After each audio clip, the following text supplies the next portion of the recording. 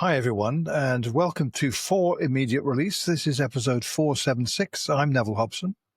And I'm Shel Holtz. If you've been following the consulting industry lately, or maybe you're part of it, you're aware that AI is all the buzz. The Wall Street Journal recently reported that McKinsey and Company, the gold standard in management consulting, is deep in an existential transformation. And if you weren't watching the video, you didn't see me make air quotes around existential transformation. It's their words. AI is the catalyst for that transformation, and the realization that it can do a lot of what McKinsey's highly paid human consultants do faster, cheaper, and sometimes just as well. And for nearly a century, McKinsey has built its business on armies of bright young consultants, fresh from top universities, synthesizing vast amounts of complex information and advising C-suites on what they ought to do next.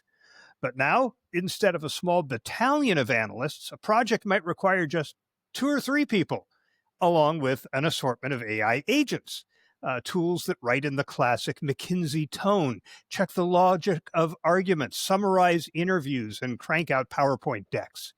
McKinsey has rolled out, are you sitting down? 12,000 of these AI agents, and its CEO predicts a not-too-distant future with one AI agent for every human employee. And they're not alone. Boston Consulting Group has Dexter for presentation building and Gene, a conversational assistant. Deloitte has Sidekick and Zora AI. PwC, KPMG, EY, they all have their own fleets of AI helpers. At McKinsey, over 70% of employees are already using a tool called Lily, which taps into a century's worth of the firm's knowledge. EY is using AI with 80,000 of its tax professionals, and rather than seeing that as a job killer, its CEO says it could actually help them double the firm's size. And that's an important point. While AI is eliminating some roles, particularly entry-level repetitive work, it's also changing the skill mix. For consultants, that means fewer suits with PowerPoints and more partners in the trenches, co-creating solutions with clients and helping organizations implement change. As one Oliver Wyman executive put it, the age of arrogance of the management consultant is over. Clients don't want abstract strategy anymore. They want execution, training, and transformation. Now, for those of us in organizational communication, there's a clear parallel. AI is already reshaping our own work in much the same way, handling media monitoring, sentiment analysis, and first draft content creation. In public relations, agencies like Edelman and Golan are using AI to track reputation, analyze audience sentiment, and even test campaign ideas on synthetic focus groups. The USC Annenberg study on AI in communications found many agency leaders are building cultures of experimentation around AI, seeing it as a way to free their teams for higher value work. But, and this is a big but, the risks are real. In both consulting and PR, the differentiator going forward won't be who can use AI, it will be who can layer human judgment, creativity, and trust on top of AI's speed and scale. As one McKinsey partner put it, the basic layer of mediocre expertise goes away, the distinctive expertise becomes even more valuable. And that's a key takeaway for communicators. First, the business model has to adapt. Just as consulting firms are moving from billable hours to outcome-based fees, agencies are rethinking traditional retainers in favor of value-based pricing, charging for results, not hours. We've talked about this on FIR before.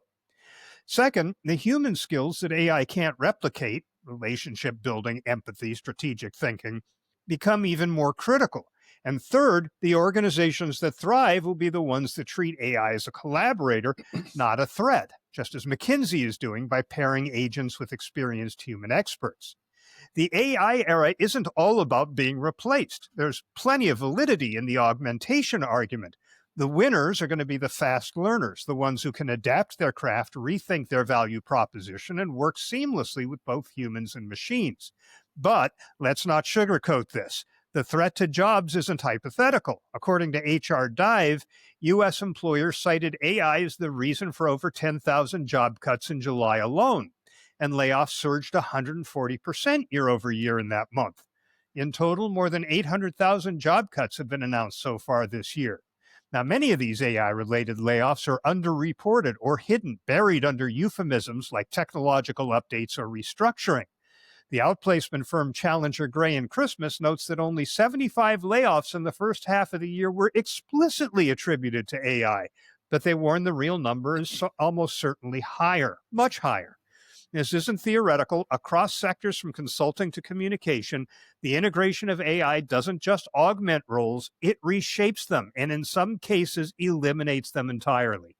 In any case, the future of consulting and of communication belongs to those who can bring something to the table that no chatbot ever will.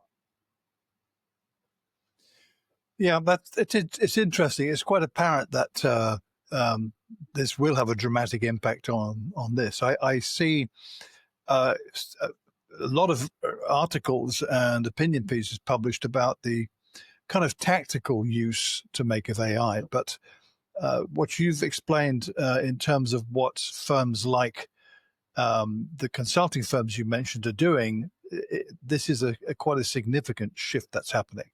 A trigger in my mind reminded me of a post I wrote in my own blog in February about the need to change the billable hours model. As you said, we talked about it in FIR. It came up in our interview with Steve Rubel earlier this year as well. And I've been trying to do this. This is the catalyst where you can't ignore this.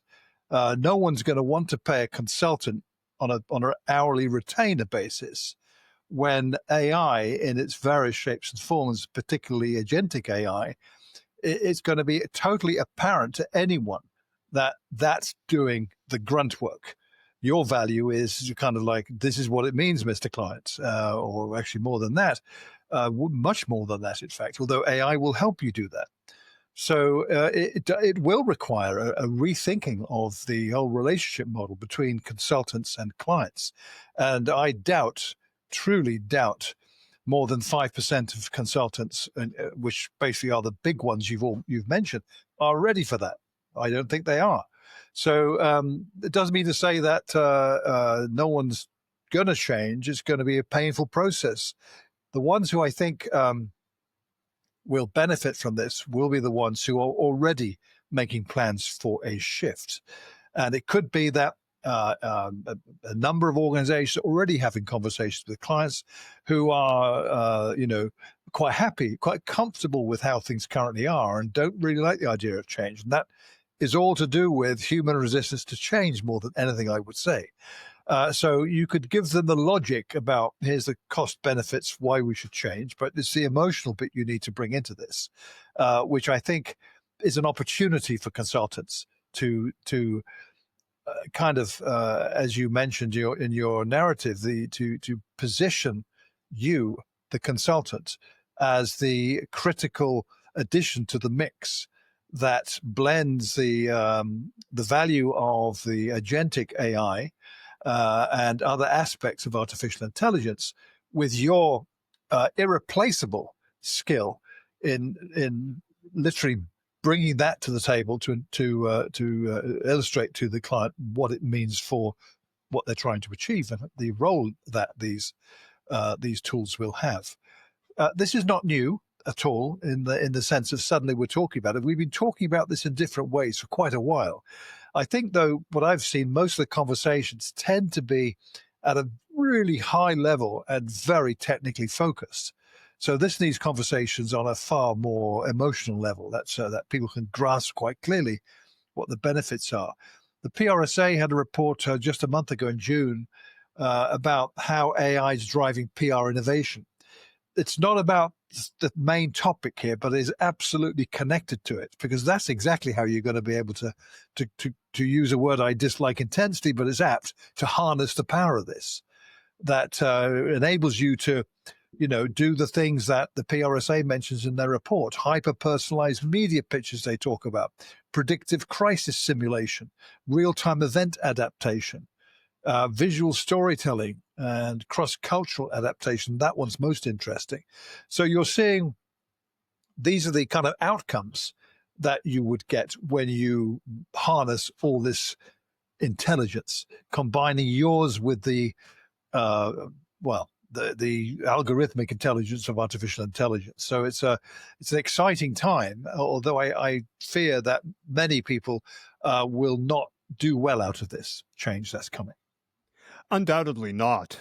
It reminds me a lot of this notion that I shared in the early days of the net, and basically the computer revolution in business, which you and I have both been around for. I mean, you and I both worked in days where we had typewriters Fax and machines. Yeah, true. typewriters and After that, fax machines. Absolutely.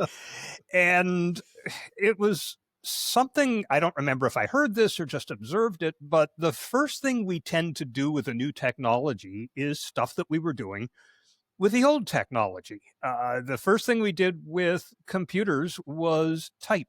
Yeah. Word processors, right? It was WordStar and WordPress, and it was just a replacement for a typewriter. And instead of a ledger, we had Excel for keeping our numbers. It was the same job we were doing before. We had just found this technology that allowed us to do it better and faster and easier.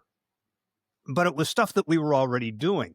And even with that list that you read from the PRSA report, the things that they have figured out how to get AI to do are things that we are already doing. Right. Where technology gets interesting is after you move beyond that, say, okay, we've adapted this technology so that it makes our lives easier with all of these tasks that we had to perform in a more manual way before. What else can we do with this? That's where it gets interesting, is where you start to see what these things can do that you hadn't imagined and that you weren't already doing that benefit your life and your organization. And when you look at this idea of reshaping the business, I don't think most businesses of any kind, consulting or anything else, are there yet. They're still at the, how can we do what we're already doing better, faster, cheaper than we were doing before by using AI, and not how can we rethink the way this business operates. And McKinsey, I think, is already heading there. They're already saying, look, rather than sending a pod of 30 consultants out to the client and taking over 10 offices on site and having this presence and cranking out PowerPoints and crunching all of this data, we're just going to have some people in the trenches there working with them. The AI will come up with the data analysis and all of those things that it's good at. We're going to be with the client figuring out how to bring this into the workplace, how we're going to synthesize this into their operations, and how we're going to train them and prepare them and guide them through this shift, whatever it may be, whatever they brought us in to consult with them about. So they're rethinking what their business is all about, how they're going to execute it. And it doesn't look a lot like what it looked like before, but to their credit, they're ahead of it.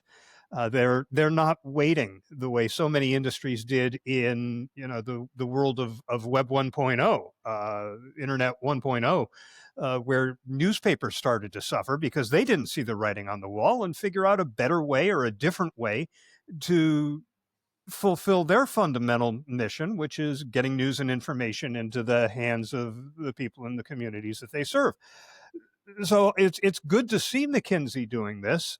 It's worrisome that we don't yet see other organizations, many other organizations, they're still in that phase of how can this replace the tactical work that we do or augment the tactical work that we do, not how does it reshape how we get our work, what our business is all about and how we do it.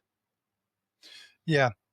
I think there's also another element here that you're talking about, McKinsey, Ernst & Young, and these mega big consulting firms with typically huge enterprise level clients in different countries all over the world. And that's great because they will lead the way for that level of relationship building with clients who have needs very different to the small to medium enterprise, the small consulting firm, mid-sized consulting firms for that matter. who aren't going to be about changing the whole business model. They're going to be about what can they deliver to the client that makes absolute sense to where that client's at on this journey that we're all on. So it could well be that you won't see uniformity in this at all. What we'll see, which is most welcome, is the McKinseys and the Ernst & Youngs taking the strongest lead to reinvent the businesses of consulting, if you like. And that'll filter out gradually. It'll be very uneven. And some won't do it, in which case they may not survive or they may not evolve. Who knows what's going to happen in that sense. But that's good, in my opinion, because the kind of let's look at how AI will help us reshape entirely our business model isn't for everyone right now. If you've got a 10-person consulting practice, that's not for you, I would think. Or you could argue, well, actually, it should be easier because you're smaller and more nimble. We don't know really what this is going to look like. But what I see, though, is a two-way pressure stream where clients are going to be pressuring their agencies, their consulting partners, if you will. I'm hearing about this. Let's talk about this. We want to do X. You then got an opportunity to say, let's talk about that because I've got 3 ideas that could work that are absolutely on this avenue. But it's not going to happen quickly, and it isn't going to be for most businesses, I would argue, not yet.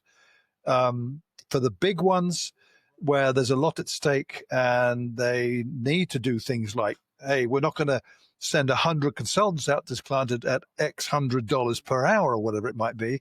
We're going to work out a deal where the outcomes are really what we're going to be judged upon. And yes, we'll have 100 agentic consultants. And there'll be 3 human beings who lead them. Or, as we have discussed on FIR, Shel, one of the leaders may well be another AI. So, but that's not for everyone. These are this kind of big picture ideas that scares the hell out of a lot of people, I have to say. So this is uneven. It's exciting or a nightmare, depending on your point of view. I think it's exciting personally. And I could see, for instance, independent consultants are the ones who are probably most at risk, where you've got a nice gig going with a handful of clients. You all like each other. They know you.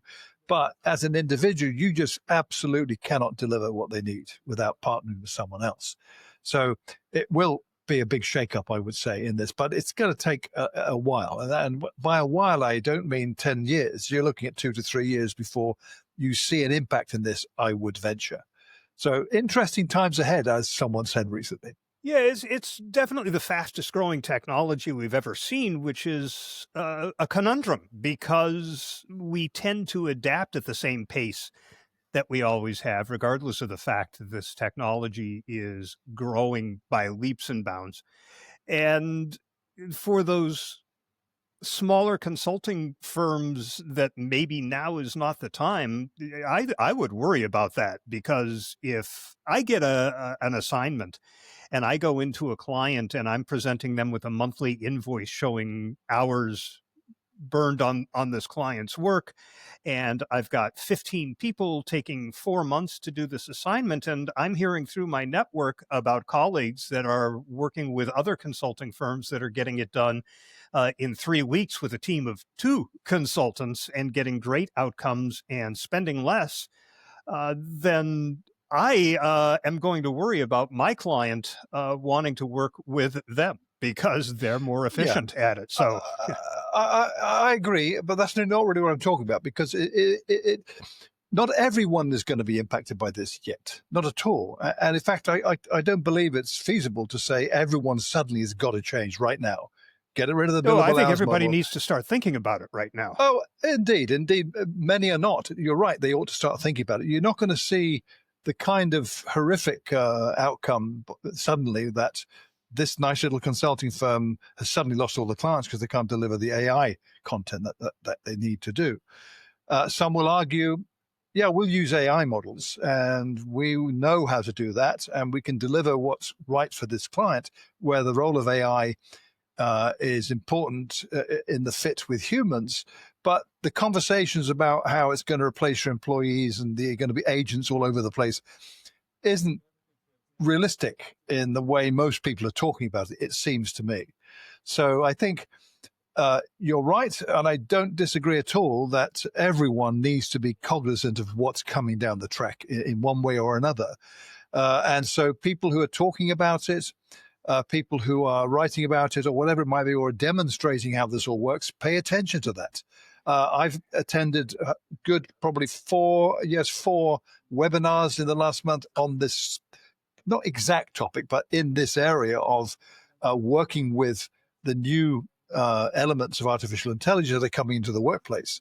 And they're all useful, slightly different. I learn something new from all of this that shapes my thinking, if you like. So it is a time to be aware that this is happening, and that's where paying attention to McKinsey's and so forth is really important. Yeah, I think if you're a consulting firm, especially a smaller one, it's time to start considering what differentiates you from your Yeah, competition. What are your genuine strengths?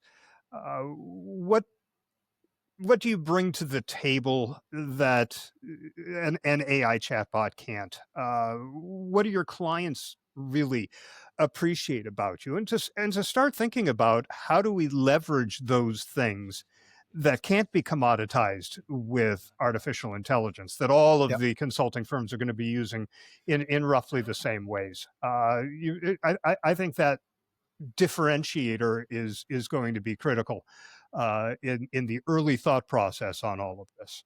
Yeah, you're right.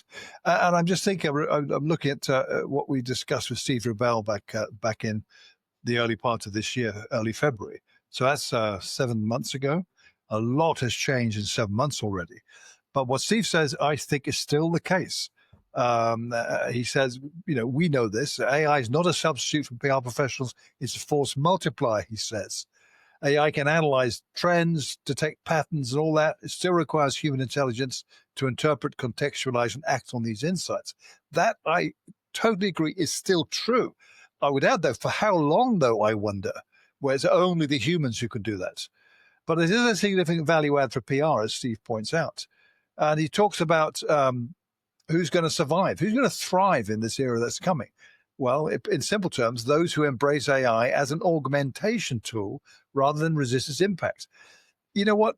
That conversation was common just 7 months ago. Now, though, I don't believe it has the same, impact, frankly, where you talk about if you don't do this, you won't thrive, you resist, it's going to happen no matter what.